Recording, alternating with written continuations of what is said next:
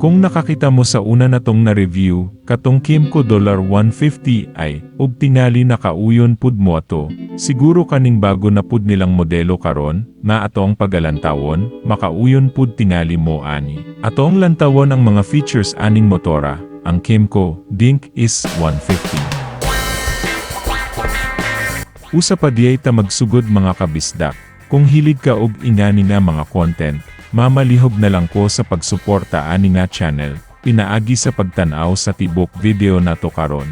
Ug ayaw kalimti sa pagpindot sa subscribe button, ug bell icon, ug i-follow na lang pud ko sa atong Facebook page. Salamat!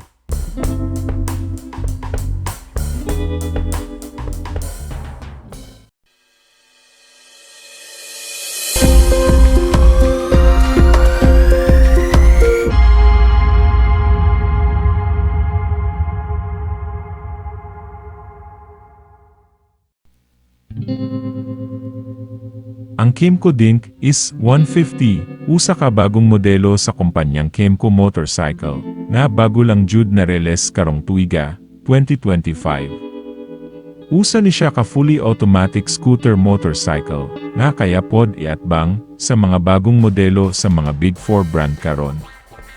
Kanina ka 149.8cc engine power.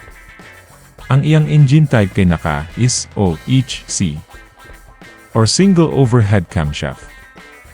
Ug naka 4-valve, single 4-stroke, single-cylinder engine kini. Og syempre, naka fuel-injected gihapon kini, ug naka CVT or continuously variable transmission gihapon. Og syempre naa jud gihapoy electric starter, pero wala na siya kickstarter pod. Naka liquid cooling system gihapon, ug naa siya maximum power na 11.2 kW or 8,500 RPM. Ang iyang maximum power torque kay naa sa 13.2 or 6,500 RPM. So naa gihapoy ikabugag yod ang iyang hikosgon. Mao ni ang iyang frame specification.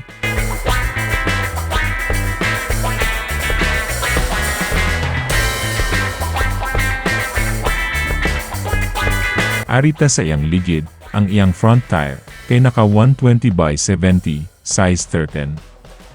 Ang iyang rear tire, kay naka 130/70, size 13, ug kini naka alloy type rim.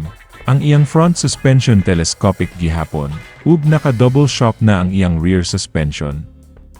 Ang nakanindot sad ani niya, kay ang iyang mga braking system, ang abante ug atras, kay puro naka-desk, nga na Bosch brand, na anti-lock braking system or ABS. Ayos kaayo, branded na kaayo ang gipang taod.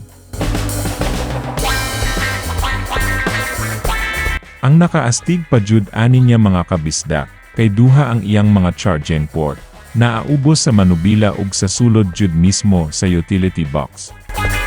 Ang iyang dashboard simple lang na digital type. Ug naka-keyless na pud kini. Inubanan pa sa iyang bagtik na sporty windshield, o diba astig jud kayo. Naa siya'y tulo ka color nga imong kapilyan, sama sa silver, purely white, o purely black.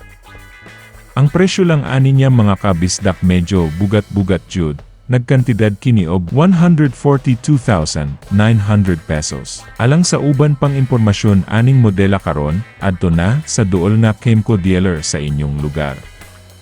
Unya mga kabisdak, unsa may imong ikasulti sa atong video nato karon, palihog na lang ko sa pag-share niini sa atong comment section. Daghan kayong salamat mga kabisdak, sa paglantaw niining video nato karon. Sa sunod na pud ha, atangin na pud ang bago na kong i-upload nga video, dinhi sa atong channel, nga gimugna para natong mga Bisaya. Salamat og kita-kits puhon.